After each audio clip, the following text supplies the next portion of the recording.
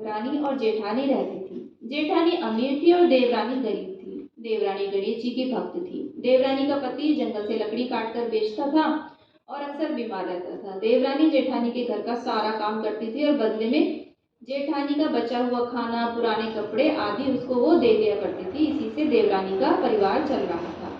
माघ महीने में देवरानी ने तिल चौथ का व्रत किया। 5 आने का तिल और गुड़ ला करके तिलकुट्टा बनाया।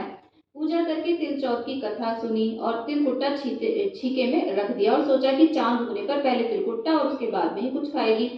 कथा सुनकर वह जेठानी के यहाँ चली गई। खाना बनाकर जेठानी के बच्चों से खाना खाने को कहा तो बच्चे बोले माँ ने व्रत किया है और माँ भूखी है। जब माँ खाना खाएगी तब हम खाना खाएंगे। जेठ जी को खाना खाने को कहा तो जेठ जी बोले मैं अकेले नहीं खाऊंगा, जब चांद निकलेगा तभी सब खाएंगे, तभी मैं भी खाऊंगा। जेठानी ने उसे कहा कि आज तो किसी ने भी अभी तक खाना नहीं खाया है, तुम्हें कैसे खाना दे दूं? तुम सुबह सवेरे ही बचा हुआ खाना लेने आ जाना। देवरानी के घर पति बच्चे सब आ गए थे। कहते थे कि आज तो त्योहार है इसलिए कुछ पकवान मिलेंगे, परंतु बच्चों को पता चला कि आज तो रोटी भी नहीं मिलेगी तो बच्चे रोने लगे। उसके पति को भी बहुत गुस्सा आया और कहने लगा सारा दिन काम करके भी 2 रोटी नहीं ला सकती तो काम क्यों करती है? पति ने गुस्से में आकर पत्नी को कपड़े धोने के धोबने से मारा।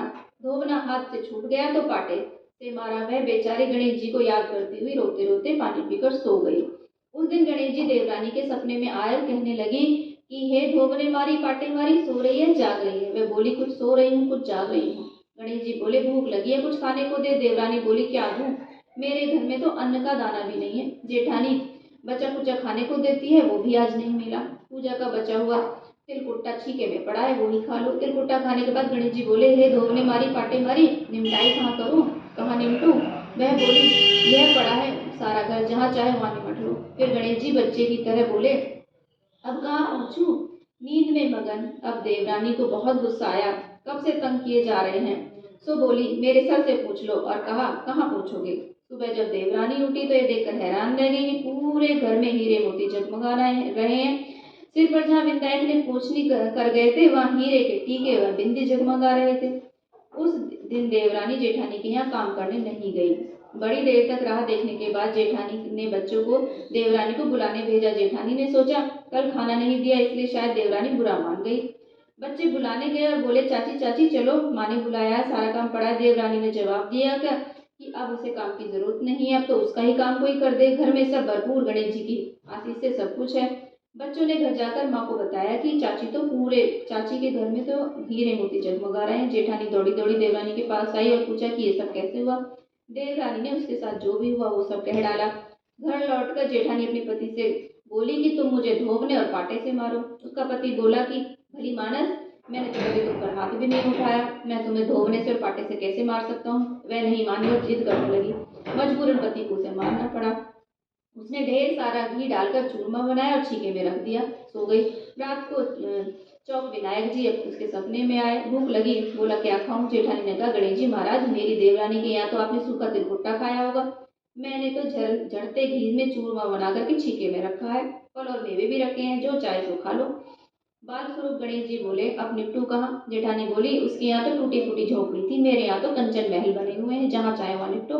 फिर गणेश जी ने पूछा अब कहाँ पहुंचू? जेठानी बोले मेरे ललाट पर बड़ी सी बिंदी लगाकर पहुंच लो।